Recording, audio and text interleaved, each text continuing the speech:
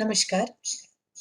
I welcome all academicians, students, and distinguished participants to this 8 days theme-based webinar on National Education Policy 2020. Before we start the first webinar in this series, I would request our IQAC coordinator, Dr. Shabuni Malik, to give a brief overview of the entire event. Dr. Shabuni Malik. Good afternoon. Education is fundamental for achieving full human potential, developing an equitable and just society, and promoting national development. India will have the highest population of young persons over the next decade, and it will be our capability to provide high quality educational opportunities to them that will decide the future of our country. The last national education policy was released in the year 1986 and was modified in the year 1992. Since then, major changes have been observed in the world and in the country, and a need was felt that a modified education policy be in place to befit the current scenario. This National Education Policy 2020 is a guiding philosophy for changing the learning landscape, making education holistic, and for building strong foundations for an Atmanirbhar Bharat. Celebrating 1 year of the policy, our Honorable Prime Minister just launched many new initiatives as part of it 2 days ago, which includes the Academic Bank of Credit, first year engineering programs in regional languages, guidelines for internationalization of higher education. Other initiatives include Vidya Pravesh, a 3 month play based school preparation for grade 1 students, Indian Sign Language as a subject at the secondary level, Nishita 2.0, an integrated program for teacher training designed by NCERT, Safal, a competency based assessment framework for grades 3, 5, and 8 in CBSE schools, National Digital Education Architecture, and the National Education Technology Forum. We are confident that these initiatives will mark a significant steps towards realizing the goals of National Education Policy 2020 and will make the education sector more vibrant and accessible. As the nation celebrates 1 year of completion of National Education Policy 2020, Dr. B.R. Ambedkar Institute of Technology also joins hands with the Ministry of Education in organizing these series of 8 days theme-based webinars along with the ministry with relevance to these islands. The speakers of these webinars have rich experience in these areas and have been dealing with the subjects for a long time. I hope the sessions will be enriching and quite informative. So I hand over the stage to Alkaman to introduce the speaker for the first session of this webinar series. Now let me introduce Ms. S. Aishwarya, who is the speaker of our first webinar on the topic Equity and Inclusion. Ms. S. Aishwarya is a faculty of Civil Engineering Department, Dr. B.R. Ambedkar Institute of Technology, Port Blair. She did her bachelor degree in Civil Engineering from Dr. Shivanti Adityanar College of Engineering, Tiruchendur, Tamil Nadu. Master's degree in Engineering with specialization in Coastal Management from College of Engineering, Gindi, Chennai. Having an experience as site engineer as well as project training with IIM NCSCM Chennai, she has 10 years experience in teaching and educating technical students. Her area of interests are coastal impact assessment, student psychology and counseling, tools of education in digital era. Miss Aishwarya.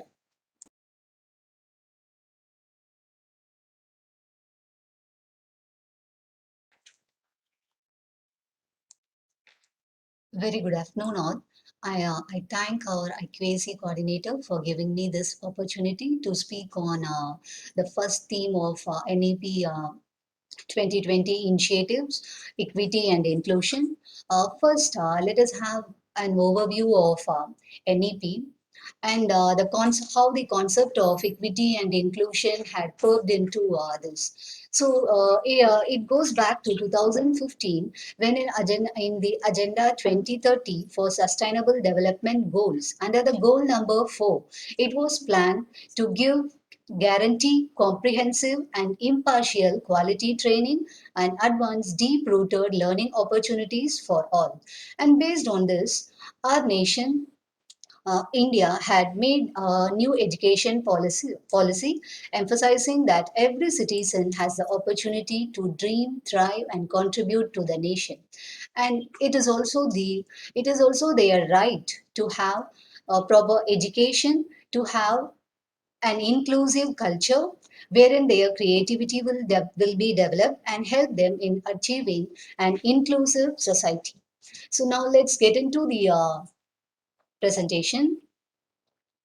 So the equity and inclusive education was formulated with the vision all for learners and for all learners. And the mission of this concept was education for all. Basically, the idea was to ensure that education for all the crowds, all the vulnerable and crowds, which are group of people or sector who were not given the access for education at the right time. So the goal of this was naturally to include all in this program and to ensure that each and every student or every child who gets into the education has an equal opportunity to explore and learn on his own with the facilities provided for him in the school or the college. So just let us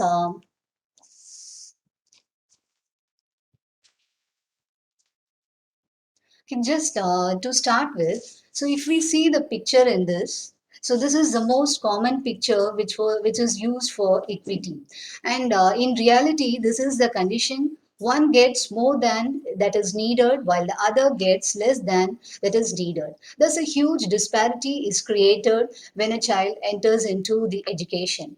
Whatever might be the age of the child, okay, either in the preschool or high school or in higher education. So in most of the cases, we get a crowd of mixed students. And the reality would be this: some of the students will be very quick in understanding the concepts, and some may take time to get into the concept of what they are learning. And this is the reality situation. But when we speak about equality, we always in there is a confusion between equality and equity. Most often we just get misconceptualized thinking equality for equity. The assumption is that everyone benefits from the same supports. This is considered to be equal treatment. So here you can see just what we do in the present education system. We have been doing for years, just giving the same kind of support for the entire group of students. But what we have understood now in this current decade is that everyone gets the support which is needed by them. So some may not need any support, or just a minimum support would be sufficient. But there may be some learners for whom you have to give extra support or extra care and guidance, which will help him to learn and develop him or sculpt his ideas in level with the other student who has got the full ability to learn it soon or pick up in a quick time. Okay, but the actual justice which we'll have to do is all the group of students can see the same amount of opportunities which is available available when they come out after their education, and this can be achieved only through inclusion. So now we'll move on to the next slide. So when we ask what is inclusion, it is the just meaning of inclusion is the action or state of including or of being included within a group or a structure. And this is what our NEP speaks about. And in most of the cases, in case of schools, we have the bridge plan for bridge courses, where when a new group of students come, we'll have to the first work will be to have them accustomed with the environment, the new environment where they have come, and give them some base courses where they will just have an overview of what they are supposed to be learning in the coming years. And in case of higher education, we do it in the form of induction program. But actually, the concept which has to be understood is that inclusion is a chance to feel valued and respected for who we are, and for our differences to be embraced as our strengths. It is about the kind of world we want to live and the choices we make every day. So when we just see, when we connect it with the education system and the place where the child is going to learn and all, you see, it will just be how is it possible? But actually, the thing which we have to ensure is when we get a set of students, or say we get a crowd of 30, all the 30 should be made felt that they are equally treated, and all their expectations are understood in the right way and taken in the right spirit by the teachers or the facility provider.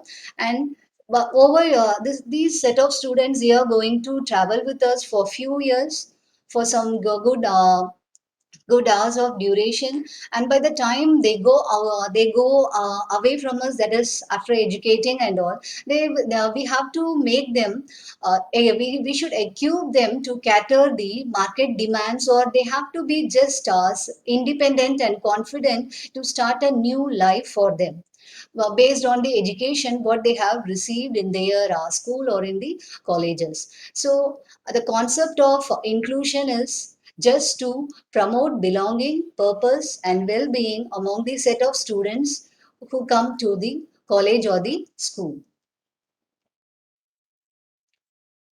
So the next main concept which I feel we should be discussing is the 6 E's of inclusive education. And for today's discussion, I would be discussing more about inclusion than equity, because by this time we have got a good idea about what is equity and how it is possible. So now let us just only discuss for having a equity which includes all the students or the entire group which we will be facing. Okay, the 6 E's which has to be given as a support for them is equity, that is even-handedness. This can be told even as an equal reach for everyone. So every student should be able to meet the purpose for which for which they have joined a particular course or thing, and this has to be taken care both by the student as well as the teacher, because the once the student has fixed the mind for learning something. Okay, now it also stands in his purview to show or develop interest and follow the guidance given by the teacher. Otherwise, without the student's interest, when the teacher is just speaking of all the things, even if it is done to 100%, the students will not get the benefit unless they have the interest. So, if you are a student, you should remember that this 6 E's are possible.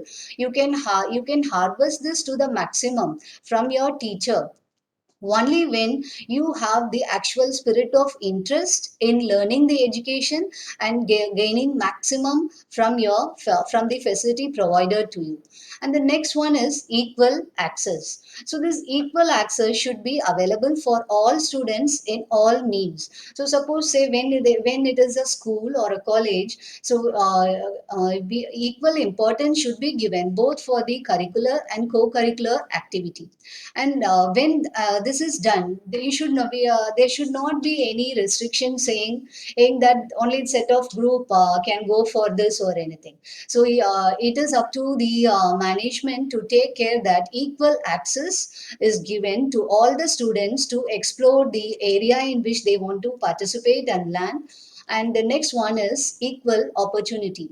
So when we say that it should be the equal access for everyone, then we should also ensure that equal opportunity is given to all students, and equal freedom and equal participation is to be given. And when we say the participation is essential, now it comes to the teachers or the educators part, that we have to equip our student to perform better in all the tasks for wherever he opts to work or whatever he chooses to perform.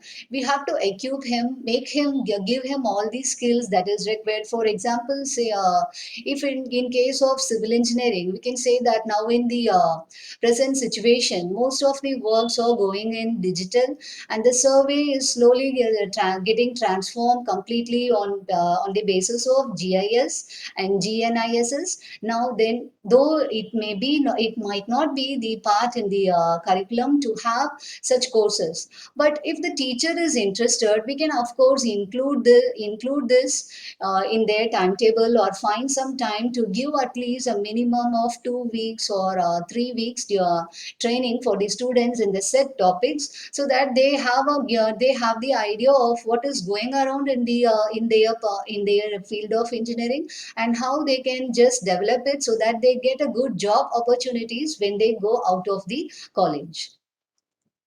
And the next point is equal dignity. So the first three E's, this says how, whenever it comes to the part of learning as a teacher, how it has to be done.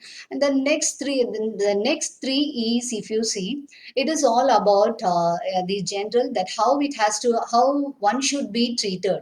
And this can be compared with the teacher also. The teacher also equally should be he should be respecting his students, and the students in turn should respect the teachers. So this is just basically saying that all human beings are born free and equal in dignity and right. So it is your right to be treated, and treated in the proper way, either it is a student or a teacher. Both the communities, we should be just working together with each other, and equal dignity should be given to each and every individual in the education system. And the next is effective communication. And this particular topic, though we have been insisting on effective communication for more than 2 decades, but still we can see most of the remote students coming from the remote areas, or maybe even students from cities, or because of their social background, or sometimes the students may not be able to communicate effectively. In that case, we should ensure that when the student is with us, we have to make them have a good communication, develop it, enable them by providing proper technology. And now in present day, it is easy previously say about when in 2000 or 2010, around that area, for communication, it was just, we used to think only it is the verbal speaking and all. But now if you see, it has come much to the digital thing, so where the student should be knowing how to use the digital communication tools, how to email, and what are the other tools where he can develop his ability to communicate either orally or in verbally or by written, whatever it is, how he can develop. So this has to be told. And this communication is also essential for the student to express what are his beliefs and what are his expectation from the course. Once he communicates exactly what is required and what are his difficulties in achieving his goals, the teacher can understand and develop a plan for the particular student to ensure that the student is able to reach his or achieve his goal. And the next one is embrace culture and encourage collaboration. And for this, our island will be the best place to be told, because here we get a group of students from different cultures and different languages, different states and social groups and all. And being a small island with limited in comparison to the mainland, with limited education sector, so here we can see the students, we have a group from wide area.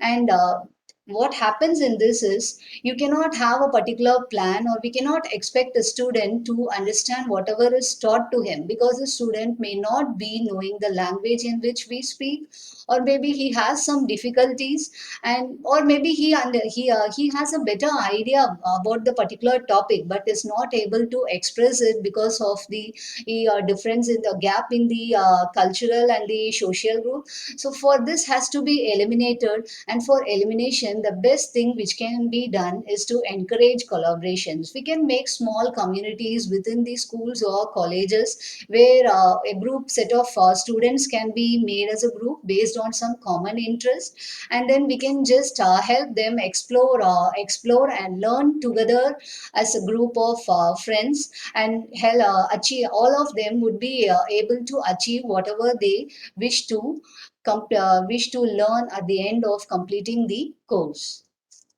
So now, with along the 6 E's, if you ask, are the 6 E's sufficient for this? No. The 6 E's should be accompanied by 5 R's, and this R can be reach, right, responsibility, relationship, and respect.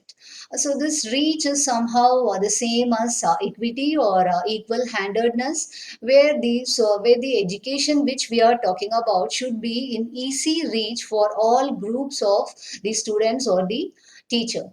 So yeah, it's not only the students, sometimes teachers also may have certain limitations, and if they wish to improve their skills, so they should be given equal opportunity, and the scope should be there, because for student it is easy, they have the entire time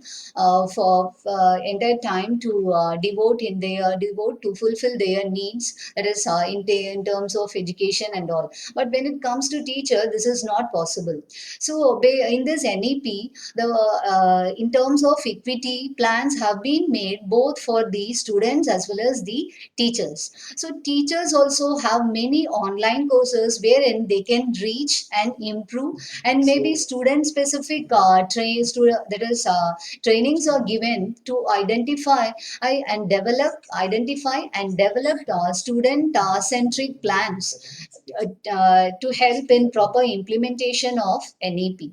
And right, so it is the right for the student to learn better, and it is the right for the teacher to teach better by developing his skills and responsibility. Both the teacher and the student are responsible in collaborating and working together in achieving their goal, in achieving their final goal. So each and every time we come across a new student, the student, when we say it is a student specific student centric program, then the teacher also has many new experience every time, and this experience will just accumulate and help the teacher to improve their way of teaching, and he will even make them effortlessly identify the students need and help out, give a counseling kind of the thing in assisting the student to overcome his barriers and hazards.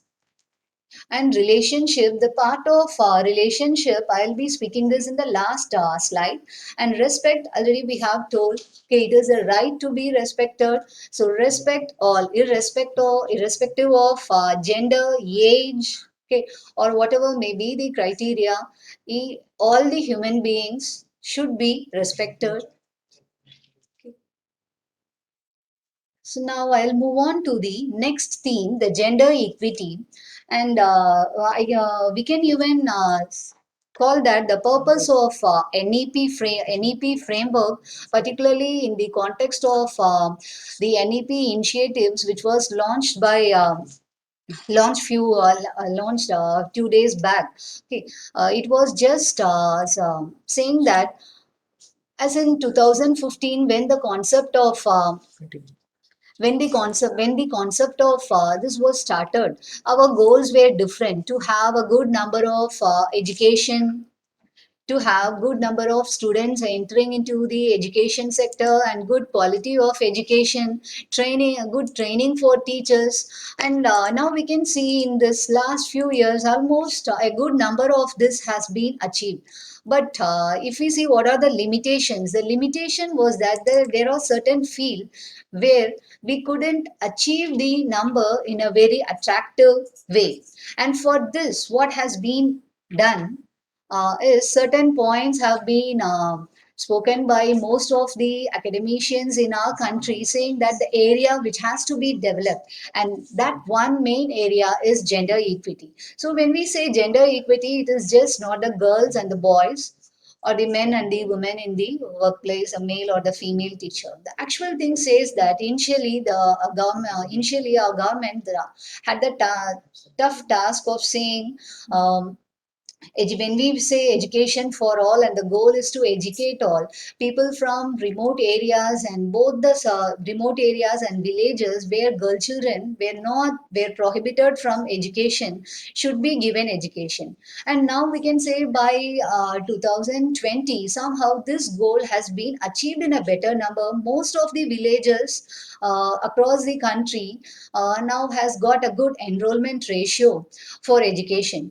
But if you see the statistics which is given in our government portal, it says that the gross enrollment ratio of male and female or almost same for science, technology, engineering and mathematics. So initially a good number of children are entering into the school education, and a pretty good number of students are qualifying their higher education, and they even enter into the college studies. That is after secondary school education they move on to the higher education. And it's the statistics says that per 100 male students, number of female students has increased from 86 in 2016 to 96 in 2019 to 20. But the fact which you can see is India tops the world in producing the female graduates in STEM, that is science, technology, engineering, and mathematics, but ranks 19th in employing them. So this is a quite alarming thing which we have to think of, is when we educate good number of girl children, why don't we employ them? So what is pulling back them from getting employed? Either it is from their part, from the society, or from the employer. So this has to be explored. And more, many management institutes of our nation are involved in such research. And some of the researchers which they have done, based on that, they are even trying to promote. It was the first thing which was found was girl children or just told that. There are certain areas such as maybe aerospace engineering, though civil engineering wasn't the stereo job category for boys. Even when I was entering into this engineering field, it was not, girls were not having a good welcome in the education. We were always just treated that why have you taken this civil? It is not the girl's job to just hold on the heavy instruments, stand in the sun and do all the surveys and all. So and when this what I was saying, this was just a common thing which could have happened with most of the teachers here. Maybe for the students who are there in the who are there in year with us, this may be new for you, because in our college we can see that almost the girls and boys number in the education thing is same as what our statistics says. So you will be wondering that no, in the civil we have good number of girls than the boys. So that is a different thing in our area. But actually it was not like that few years back, few decades back. And now when you come in the present thing also, we have noticed that most of the girl children who complete their education do not get into the job. Maybe do they learn all these degrees just for the sake of getting married to a wealthy person and for getting settled in life in terms of economy? Then I think that's why the academicians now are insisting that we have to ensure that maximum number of these girl children are getting employed. And also the people who enter into the science and technology field, they should also be trained to develop their skills and interest for science. And as a part of this, government has done many programs in collaboration with technical colleges and schools. So wherein we can see in one of the picture, under one of the schemes of government, the rural school was selected, and the students are given an idea about what is robotics, just to develop the interest for the subject. And once they have developed the interest, they can register for special trainings where they are trained in robotics, and even provided with certain facilities or kits so that they can make their own kit of a robot or anything and just see how it is working. So this is just a small example to say how the things are going. And now, based on this scenario, now the government also feels that when it is gender equity, okay, and when we say gender equity is not achieved in terms of employment, women employment in the field of science and technology, the Ministry of Science and Technology of our government has in the few months back in one of the release, they have even insisted that maybe if it is required, the higher institutions can be ranked based on the gender equality by seeing the number of employee which they have in both the male and the female sector. And this also we can see that it is recruit, retain, and promote. It is not that just to get a good ranking number in the ranking, the highest rank. I just recruit good number of women and just have them as such, which is actually not good. So the government is planning to insist, recruit, retain, and promote women in terms of this. For this, the Ministry of Science and Technology, they have also made certain special schemes for girl children right from the school age, where they can have some training in coding and robotics or other AI or other fields. And in the stage of colleges, not only the students, even the teachers, if they have teachers, lecturers, if they have a good idea or proposal for some science project, they can very well apply in it, get the grants, and just produce their results. So this is quite a good initiative taken by the ministry for promoting gender equity among the STEM, that is science, technology, engineering, and mathematics sector in our country. Okay. And in the recent days, if you see in the Time magazine, women in STEM, particularly from India, who made us proud, was a survey was conducted, and it was found that okay, more, namely 10, were selected for this, and all the 10 women, the contributions which they have made in their particular field of science and technology is quite appreciable.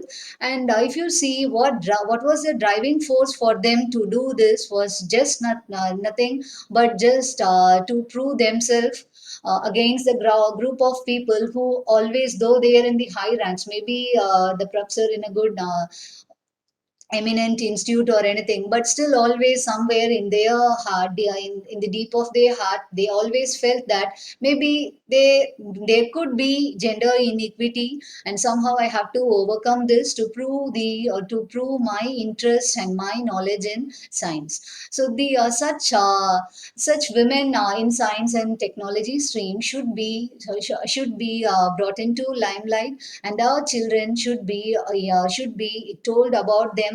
And in case if our children are having interest in this, then being the teacher, being the educator, being in the education sector, it is our responsibility to ensure that these girls are somehow equipped or helped by giving proper support to complete or achieve their goals in science and technology.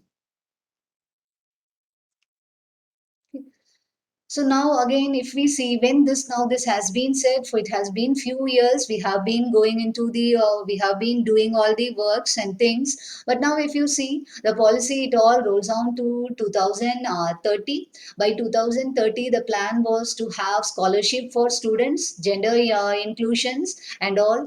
And if for based on this, it has been insisted by the present government that the education has to be given due care, and for having the actual implementation brought to the next higher level of getting back the results, certain initiatives have been taken. Okay, and the first three, Vidya Pravesh, Indian Sign Language, and Nishita 2, are taken for school levels, and the next five things are taken for higher education, the academic bank of credit, first year education, and all those things. And a detail description of this, where you can you can just have a preview of what the topics are actually speaking about. You can note down the links which are given at the given here. So these are all the videos speaking about all these new initiatives taken by our government.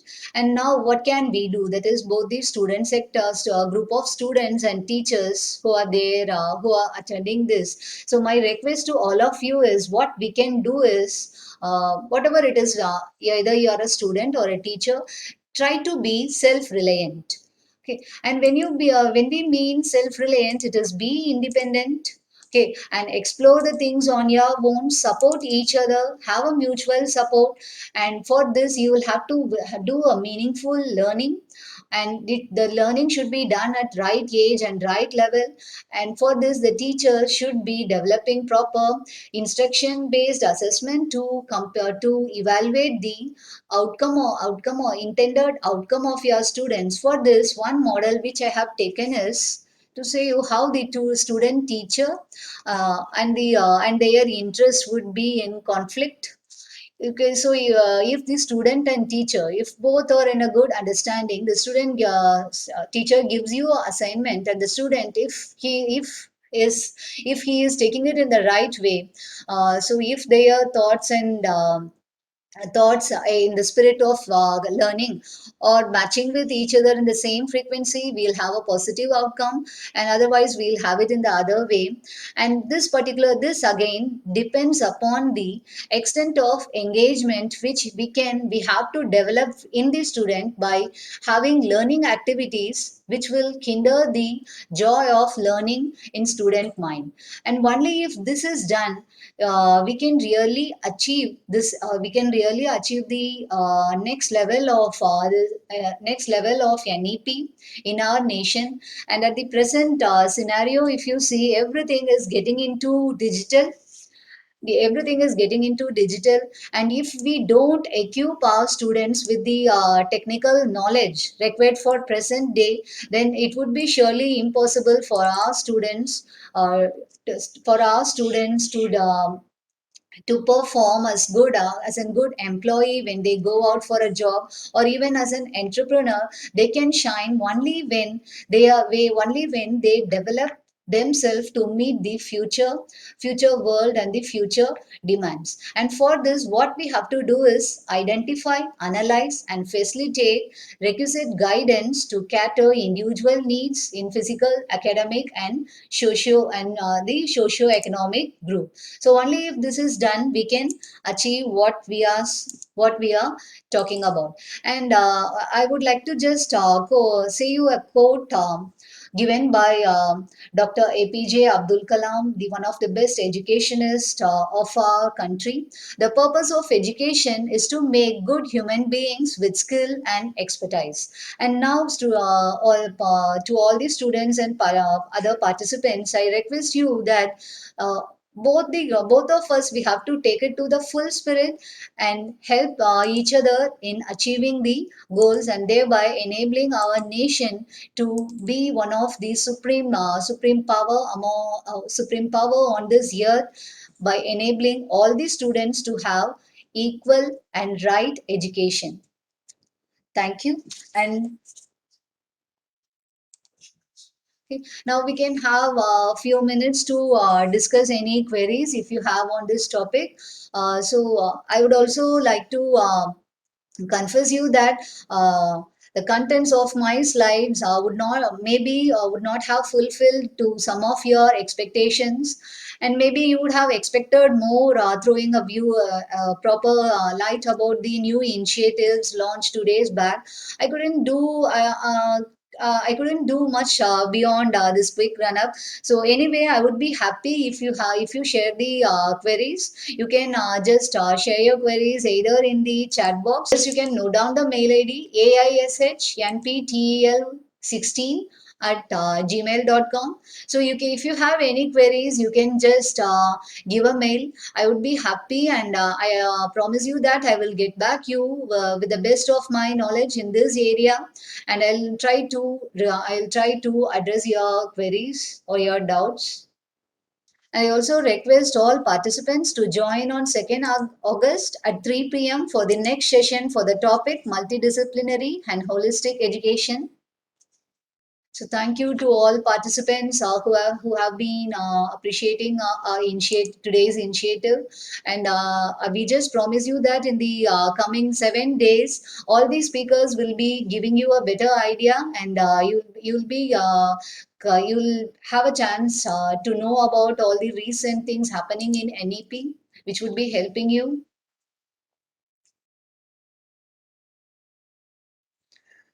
Very good evening, all the participants. Before we leave, let me tell you about tomorrow's program. Again, tomorrow with the same link. Tomorrow at 3 p.m. We'll see you again. And the topic for the tomorrow is the multidisciplinary and holistic education. This topic will be covered by Mr. Rajneesh Kumar of Mechanical Department. And definitely we'll see you tomorrow. I would like to share one thing that all the students, those who are attending this 8 days webinar, out of your 200 credits of your internship, you will get 8 hours of this internship included in this. So make sure you are there for an hour. It's a question of just an hour, and it's a new concept, and it's an awareness program for you all. So, all right then, see you on Monday at 3 p.m. Thank you.